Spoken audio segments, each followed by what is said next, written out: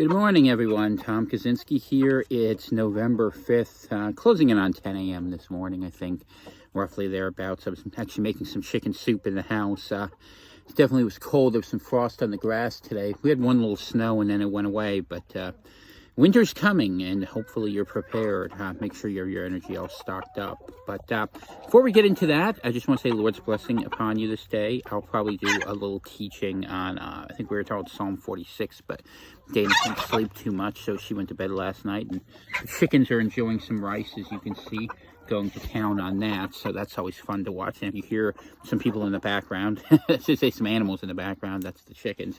But today's, what do I want to talk about today, since I have a little bit of time and since I'm busy during the week?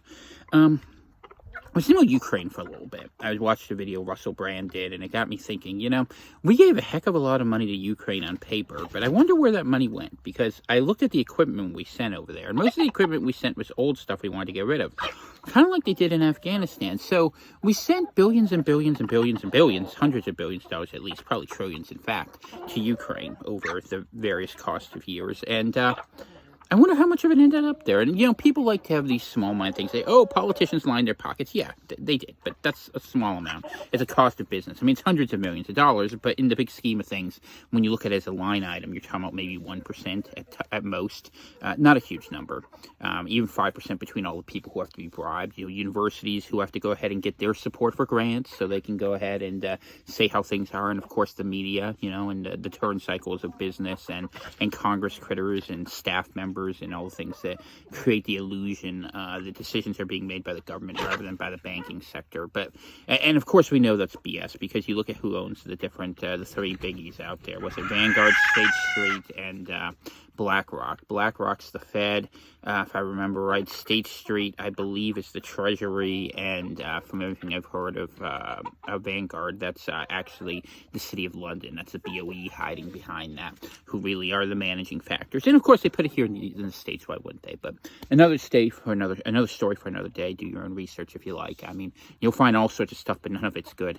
And by the way, if you ever want to look at places in countries that are weird zones, like DC in the United States, the City of London in England, the Vatican. You could even look in Germany. I think it's Hamburg, Bremen, and Berlin that have these weird separate little carve-outs. And every time there's these weird little carve-outs, the Knights of Malta, the Republic of San Marino, Liechtenstein, always something really interesting happening there. A lot of people find it too useful, what they call them, the Cayman Islands, where they run a lot of the crypto scams through. Anyway, but what I wanted to say was all that money. So it went into the military-industrial complex, and what it actually went out to, we don't really know. But I guess America's been rearming, or at least paying for rearming for a while, or we could have been.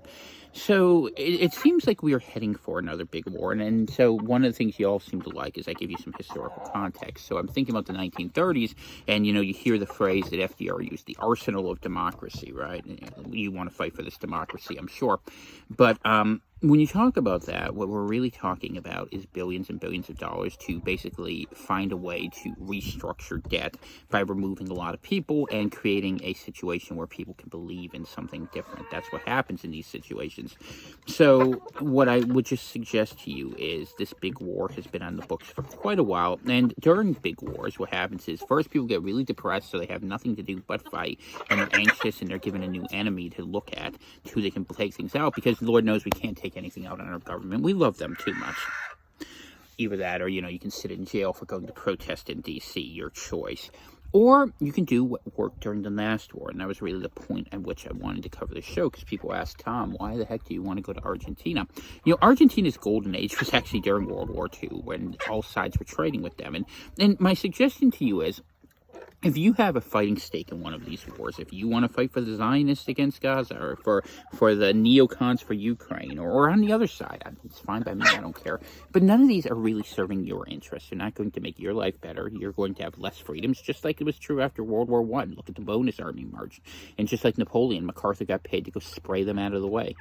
These are the things, you go read Smedley Butler's writings if you want to understand this.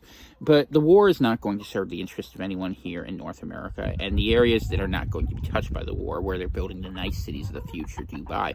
You look at the areas where they're dumping the refugees, right? And maybe they're dumping them here to go fight for our wars. Maybe that's the case. But you know what? I spent enough time around elites to know that they don't really consider borders a very important thing. It's something we're stuck under and they move around on. That's why they're removing mobility. So you might want to go where things are not being taken apart. And where are things are falling apart? Well, the United States and Europe. That's the truth of it. You know, and I'm not so sure India or China or Japan are going to come out of this very good either, because if a massive war does happen, or if it doesn't happen, ultimately these are where there's going to be problems. So where do you go? You go somewhere where you're out of the way. You probably can't afford to go to Australia or New Zealand, and if you're there, you're probably too creepy to be listening to this channel except as a monitor. So you look at Latin America, and I would recommend that to you. I mean, the dollar, while it still has purchasing power, which will not be forever, will buy you 3 times better lifestyle. So go buy your land, buy your property, get out of the way, convince some friends, and leave. Because what are you fighting for? I mean, America and Europe long stopped being good countries. We can't be good countries. We don't believe in God. And, you know, even countries that have idolatrous beliefs, by what I consider, at least have a cultural structure in their faith and religiosity whereby they can look at this and say, okay, well, we can do something good here. We have an obligation to our peoples. We have a war of all against all. We live in Thomas Hobbes's hell, a sort of Leviathan-based, what do they call it, anarcho-tyranny, right, where the state prevents you from fixing anything, but lawlessness rules the streets. And I live in Maine. It's really not that bad here. You know, last shooting aside, we can live in relative deception of ourselves, at least until the logistics stops and we all freeze to death up here. Well, we wouldn't, because we got logs, because we thought about that problem. But rather than thinking about the problems, you got to start thinking about the future. And a lot of people say, I'm staying for my family. Okay, I respect that. Or I'm staying for my history. Yeah, I respect that a little less. But your families, you know, men are going to get drafted. What you have to expect and what you have to anticipate, and you owe it to yourself to do the research, is you have to expect we will be treated the same way the men in Ukraine were. So if you don't know the history of what happened in Ukraine when the war happened, a bunch of people with dual citizenship left right before it started. I'll let you guess where they went. The women left at the first sign of trouble. Most of them didn't come back. Some men got out. Most men got conscripted. A lot of them even when they were trying to go to the airport, you know. And we've seen this situation be a problem over and over and over again. And it's going to continue to be a problem. It's something we should expect.